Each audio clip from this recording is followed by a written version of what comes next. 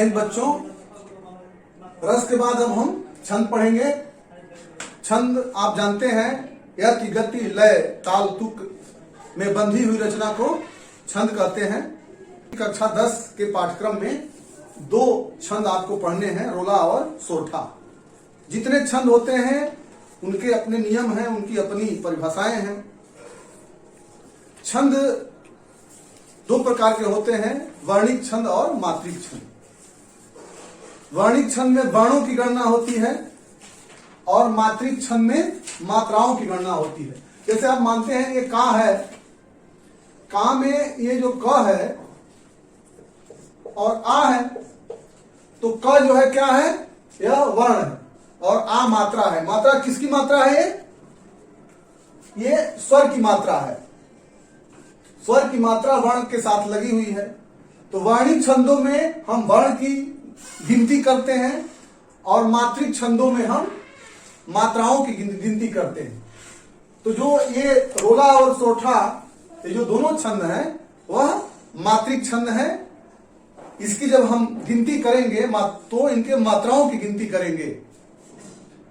तो रोला, सबसे पहले रोला को हम समझेंगे।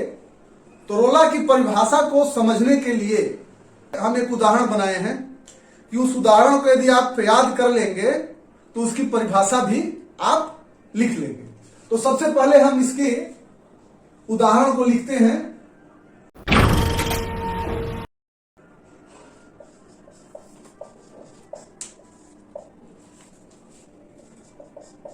सम मात्रिक है छंद, सममात्रिक है छंद, 4 चरणों का रोला, मात्राएं 24,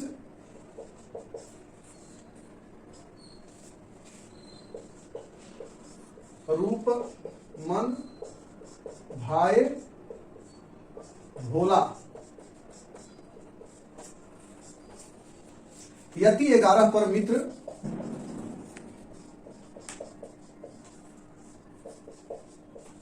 यति 11 पर मित्र, शेष 13 मात्राएं,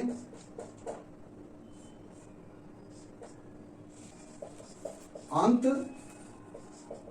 समापन दीर्घ। अंत समापन दीर्घ तभी पूरी आशाएं।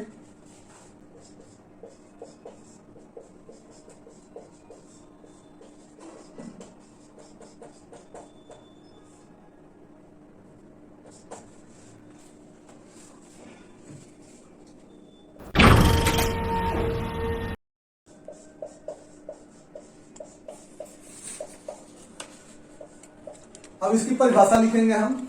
देखिए, सममात्रिक इसे है छंद, तो यह सममात्रिक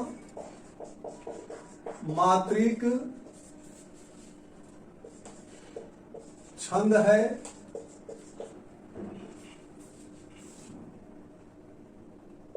इसके 4 चरण होते हैं, या इसमें 4 चरण होते हैं, मात्राएं 24। तो प्रत्येक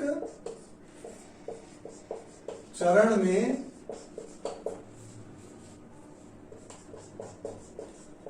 24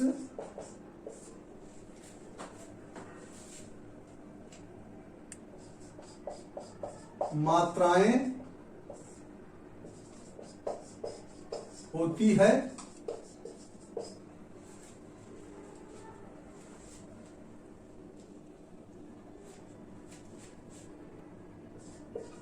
ग्यारह और 13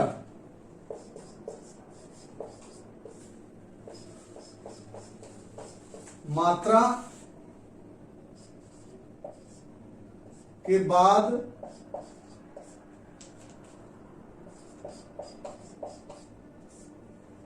यति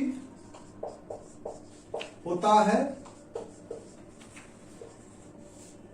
और अंत में दीर्घ होता है।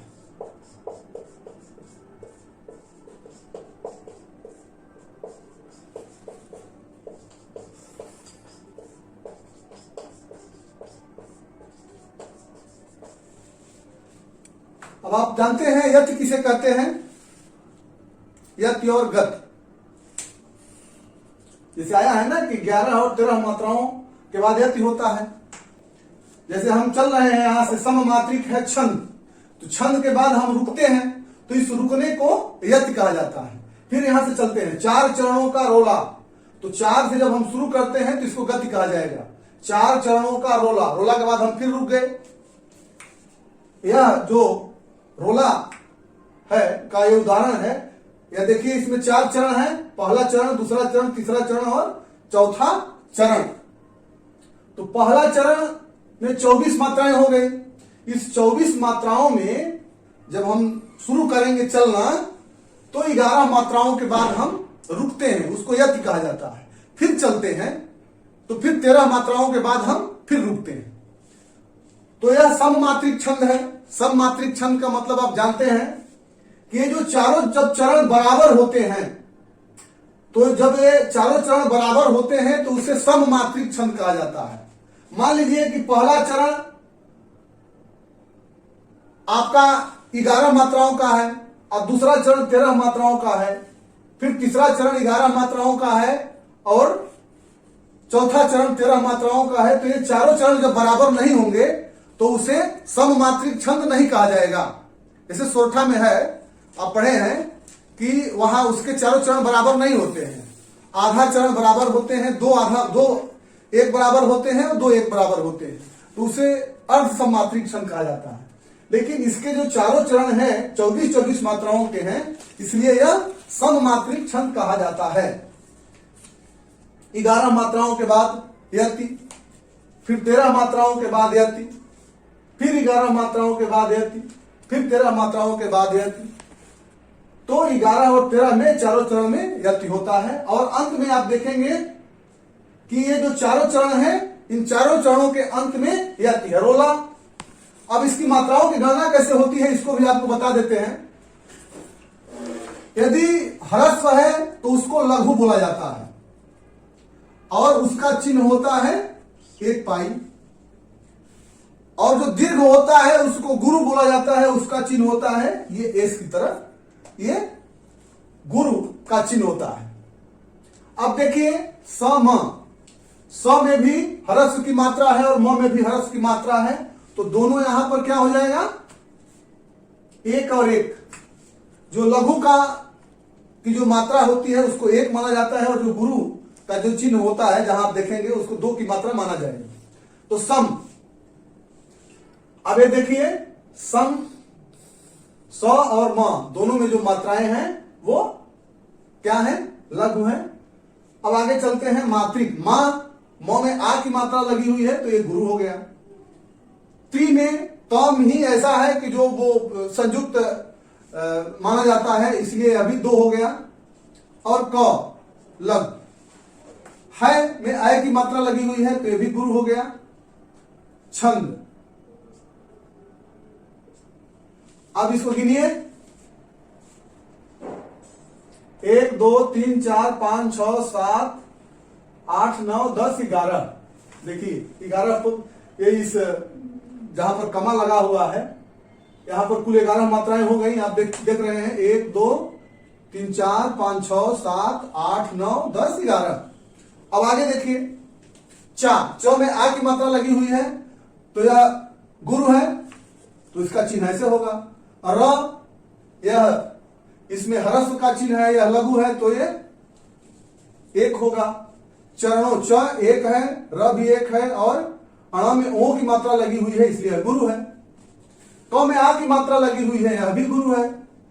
और रो में भी यह, इसमें भी गुरु होगा और ला में भी गुरु होगा। अब इसको गिनिए, देखिए 2 3 4 5 6 7 8 9 10 11 12 13। तो 11 मात्रा के बाद यति, फिर 13 मात्रा के बाद यति। इसी तरह से आप इनकी मात्राओं की गणना करेंगे। यह रोला का अच्छा उदाहरण है। और भी एक उदाहरण है जिसको आप हम पहले लिखवाए हुए हैं। उठो उठो हे वीर, आज तुम निद्रा त्यागो, करो महासंग्राम, नहीं कायर हो भागो, तुम्हें बनेगी विजय, अरे यह निश्चय जानो, भारत के दिन लौट आएंगे मेरी मानो। यह दूसरा उदाहरण है। तो पहला वाला उदाहरण अच्छा याद करने में सुविधाजनक है। दोनों में से आप कोई भी उदाहरण लिख सकते हैं। ऐसे सिद्ध आप करेंगे। बोर्ड की परीक्षाओं में सिद्ध करना कोई जरूरी नहीं होता है। यदि आप सिद्ध करके दिखाते हैं तो और अच्छा है। यदि नहीं सिद्ध कर पाते हैं तो आप इसका उदाहरण याद कर लीजिए और लिखिए। गलत उदाहरण नहीं होना चाहिए, क्योंकि यदि आप उदाहरण में मात्राओं में गलती कर देंगे तो मात्राएं ही छंद की जान होती हैं। उसमें यदि आप मात्राओं को लिखने में गलती कर देते हैं तो आपके जो प्रश्न होता है उसके उत्तर जो आप लिखेंगे उस पर पूरा नंबर नहीं मिल पाता है। इसलिए परिभाषा और उदाहरण सही सही लिखने का प्रयास करेंगे। अब आगे हम आपको सोठा छंद के बारे में बताएंगे। देखिए, आपको रोला छंद बताया। इसके चारों चरण, रोला के चारों चरण एक बराबर थे, इसलिए सममात्रिक छंद कहा गया। प्रत्येक चरणों में 24-24 मात्राएं थी, इसलिए वह सममात्रिक छंद कहा गया। लेकिन सोरठा में ऐसा नहीं होता है। पहला चरण से जो दूसरा चरण होता है बड़ा होता है, फिर तीसरा चरण और फिर चौथा चरण। तो आप देख रहे हैं इसमें पहला और तीसरा चरण एक बराबर है और दूसरा और चौथा चरण एक बराबर है। तो जो सोरठा है, छंद है, यह भी 4 चरण का होता है, लेकिन यह अर्ध सममात्रिक छंद कहलाता है, क्योंकि इसके पहले और तीसरे चरण में 11-11 मात्राएं होती हैं तथा दूसरे और चौथे चरण में 13-13 मात्राएं होती हैं। सोठा का जो पहला और दूसरा चरण जितना बड़ा होता है, पहला और दूसरा चरण मिलाकर के जितना बड़ा होता है, उतना में रोला छंद जो पहला चरण होता है उतना होता है। मतलब कि रोला छंद का एक चरण में सोठा छंद का 2 चरण हो जाएगा।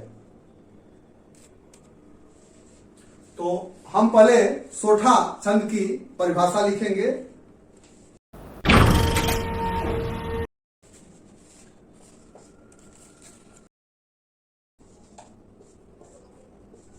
या अर्धसम मात्रिक छंद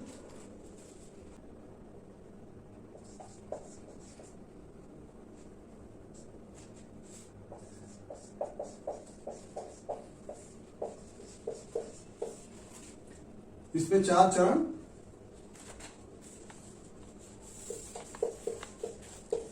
होते हैं।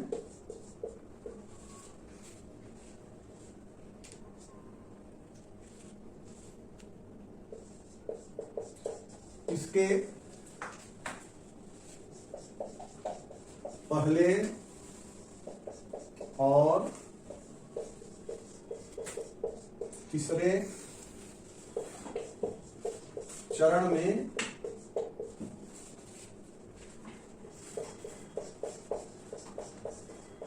11-11 मात्राएं होती हैं तथा दूसरे और चौथे चरण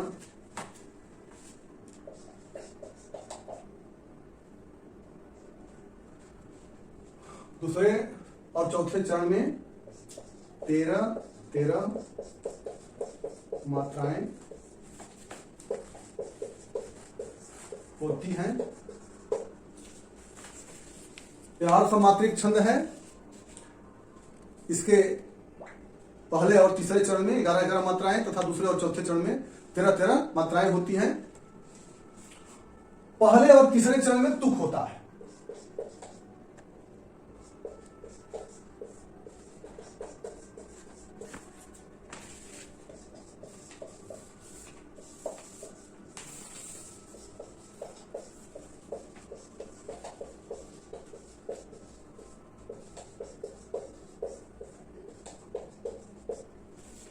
तुक जानते हैं,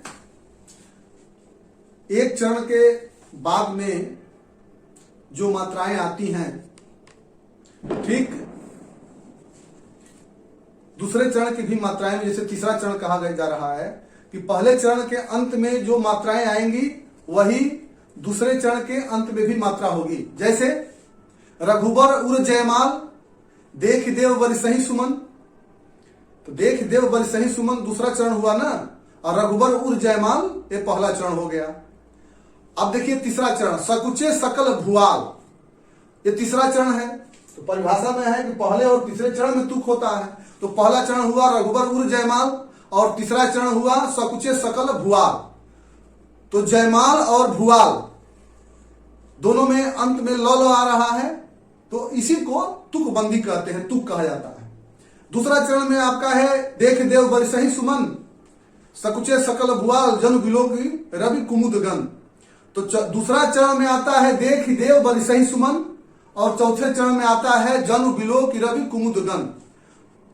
तो ये जो दूसरा चरण है और जो चौथा चरण है उसमें तुकबंदी नहीं है। पहले और तीसरे चरण में तुकबंदी होती है। पहले दूसरे और चौथे चरण में तुकबंदी हो भी जाए, लेकिन यह संभव नहीं है। और यदि नहीं भी है तो सोरठा की जो परिभाषा है, सोरठा का जो नियम है, उस पर वो गलत नहीं माना जाएगा। पहले और तीसरे चरण में तुकबंदी होना अति आवश्यक है। यदि तुकबंदी पहले और तीसरे चरण में नहीं है तो वह सोरठा का उदाहरण नहीं हो सकता है। सुनि केवट के बैन प्रेम लपेटे अटपटे बिहसे करुणा नयन चितई जानकी लखन तन। सुनि केवट के बैन और बिहसे करुणा नयन, तो नयन और बैन दोनों में तुकबंदी है।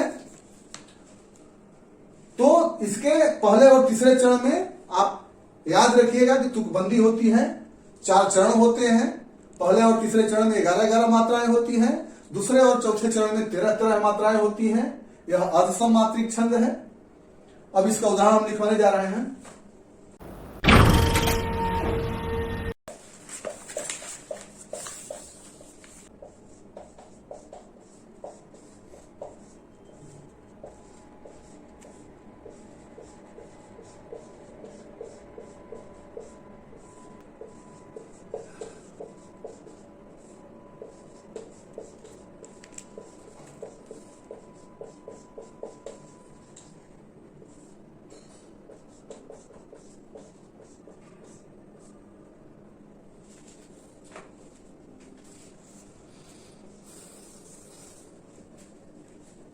यहां से यहां तक पहला चरण और यहां से यहां तक दूसरा चरण।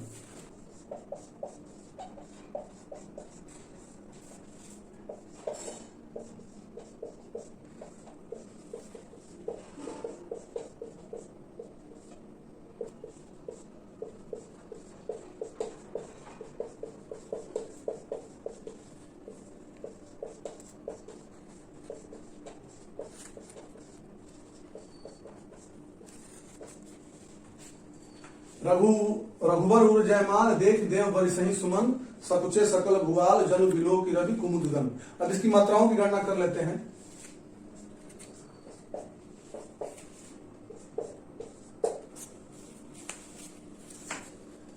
यही केवल दीर्घ है मां, इसी में गुण होगा। 1 2 3 4 5 6 7 8 9 10 11। पहले चरण में 11 मात्राएं हो गई। अब देखिए दूसरे चरण में 2 1 2 1 1 1 1 1 1 1 1। अब देखिए 2 1 3 4 5 6 7 8 9 10 11 12 13।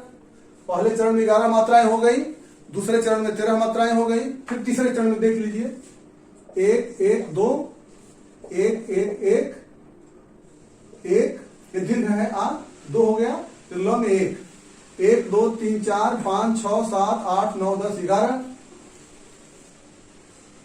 1 1 1, ये लो दीर्घ है, गुरु है तो यहां पर 2 की मात्रा हो जाएंगी, क में छोटी की मात्रा लगी है तो 1 हो गया। रवि 1 1, कुमुदगन सभी जितने हैं सभी लघु। अब इसको देखिए यहां के बाद 1 2 3 4 5 6 7 8 9 10 11, जन बिलो की रवि कुमुदगन 1 2 3 4 5 6 7 8 9 10 11 12 13। तो पहले और तीसरे चरण में 13 13 मात्राएं, दूसरे और चौथे चरण में नहीं, पहले और तीसरे चरण में 11 11 मात्राएं तथा दूसरे और चौथे चरण में 13 13 मात्राएं। तो पहला चरण 11 का है, दूसरा चरण 13 मात्राओं का है, फिर तीसरा चरण 11 मात्रा का है और चौथा चरण 13 मात्रा का है। तो 2 चरण एक तरफ के बराबर है, 2 चरण एक तरफ के बराबर है।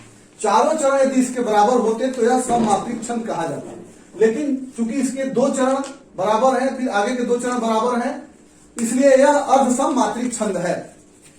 तो यह दोहे का उल्टा छंद भी कहा जाता है। 4 चरण होते हैं, पहले और तीसरे चरण में 11 11 मात्राएं, दूसरे और चौथे चरण में आपकी 13 13 मात्राएं होती हैं। पहले और तीसरे चरण में तुक होता है। अब तुक क्या है देख लीजिए। पहला चरण है ना रघुबर उर जयमाल, तो अंत में ल आया, सकुचे सकल भुआ, यहां भी ल आया, तो दोनों में तुक हो गया। अब दूसरे और चौथे चरण में देखिए, दोनों में न आया है, देख देव बरसहि सुमन जनु बिलोक रवि कुमुदगन, आया है तुक, लेकिन यदि यहां तुक नहीं भी होता तो भी यह सोठा ही कहा जाता। अब एक दूसरा उदाहरण है, इसको हम बोल दे रहे हैं। सुन केवट के बैन प्रेम लपेटे अटपटे, बिहसे करुणा नयन चितई जानकी लखन तन। इसको सुन करके भी आप लिख सकते हैं। सुन केवट के बैन प्रेम लपेटे अटपटे, बिहसे करुणा नयन चितई जानकी लखन तन। तो ये हो गया आपका छंद। इसके बाद हम अगले वीडियो में अलंकार के बारे में बताएंगे। जय हिंद।